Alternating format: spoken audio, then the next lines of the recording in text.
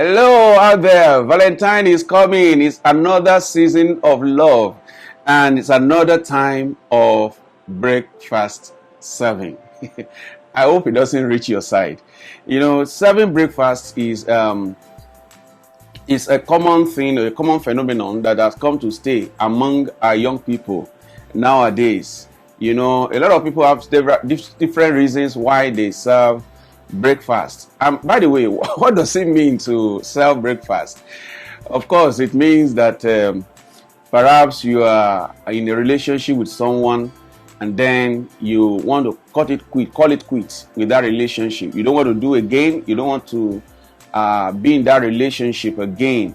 How do you handle such a thing? How do you relate that to someone that you are in a relationship with, or how do you handle it in case somebody serves you breakfast, either hot or cold? Breakfast is breakfast, whether it is hot or it is cold. So when you are served breakfast, how do you handle it, and what are the ways in which you can handle it, and what are the ways that you must never handle heartbreak? So I welcome you to Real Moment with Folaranmi Tunde Oyediran, FTO.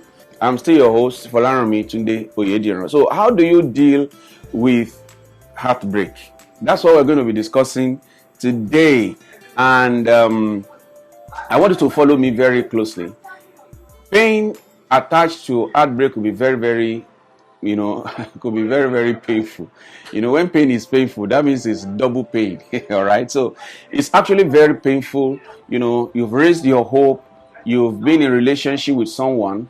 You have raised your hope, and probably you have even introduced one another to family members, friends, and relations around. So it's very painful when you break up, depending on the extent to which you have gone, in that relationship, depending on the extent to which you have gone. That's why, as a youth counselor, I always encourage young people. I always counsel and advise young people not to go to certain extents until they are very, very certain that this fellow is the person they are going to get married to. All right. There are certain extents you must never go to, even when you are sure that this person is the person you are going to get married to. You are not married until you are married. Anything can still happen. Even one day to marriage, anything can still happen. So when you are in a relationship with a guy or a girl, there are extents you can go, and there are extents you cannot go, because the extent to which you have gone with such a person will determine how easily you'll be able to handle the issue of breakfast. All right. So when you are served breakfast, what should you do? So we're going to be discussing that. How can you handle that situation, and how not to handle the situation? Those are the things we're going to look at as I discuss this very important issue with you today. So there is need for you to move on. Really, it's very painful. I've experienced it before, especially when you love somebody very, very deeply, or the person is your first love, and you've never experienced love before. Being in a relationship with somebody, you've loved this person, you have carried all your hope, you've started dreaming about the future with this person in your life, in your home. You've started, building your vision and future dreams around this fellow, and he or she just wakes up one day and says, "I'm no longer interested." All right. So it could be very, very painful and heartbreaking. So, but no matter how painful it is, you need to understand that one thing that is constant in life, apart from change, is that life goes on. No matter what has happened, whether somebody dies today, life goes on. Whether the dollar rate rises today or falls today, life goes on. Whether somebody serves you breakfast today or serves you dinner, hot or cold, life goes on. Life goes on. So that is one thing you must first understand. There's need for you to move on, no matter the extent that you have gone to. Whenever heartbreak happens, whenever breakfast is served, there is need for you to know that you must move on. So it's just like any other mistake that you make in life. All right. In one of my books, I wrote about dealing with defeat. Dealing with defeat has to do with how do you bounce back after you have suffered a loss, or after you have made a very terrible a probably life-threatening mistake, how do you bounce back? So it's very, very related to this. So you bounce back, life goes on.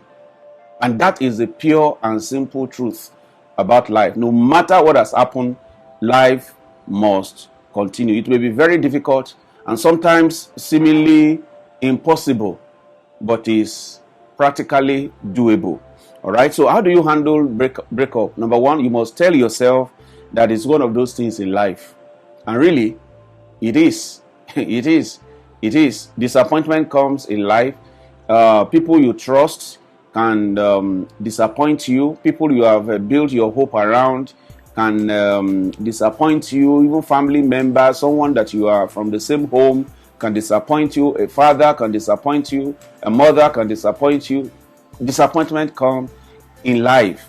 All right. So you must learn to tell yourself it is one of those things. And so when that happens, you need to learn to pour your affection on something else, particularly something very, very important to your future, something like learning a skill, something like, things that will take your attention away, from what has just happened, something that takes your attention away from that personality or the object of the heartbreak. But you must also note, because this will be very easy for you to do if you know that there is nobody in your life that is absolutely indispensable.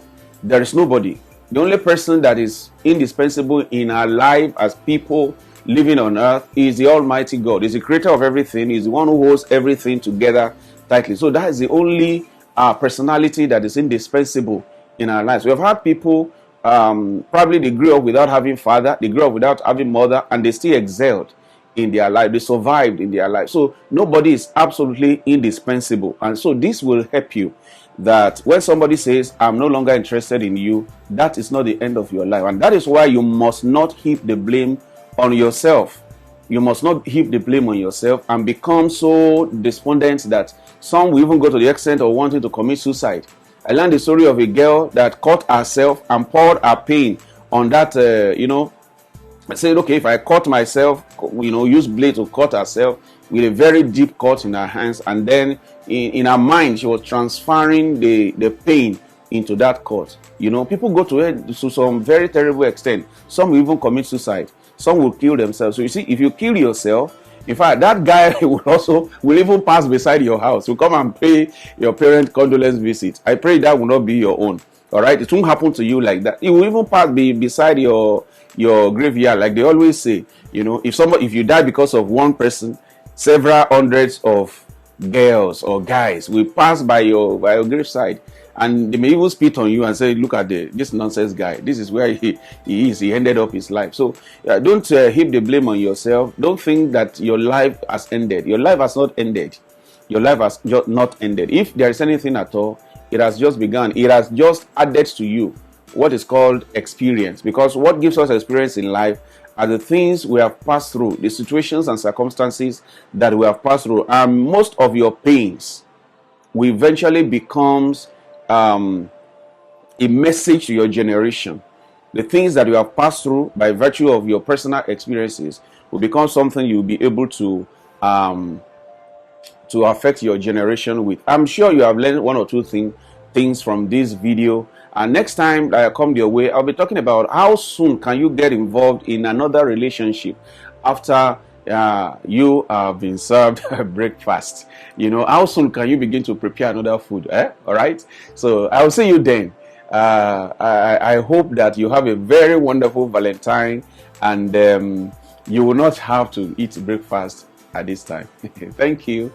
I see you again.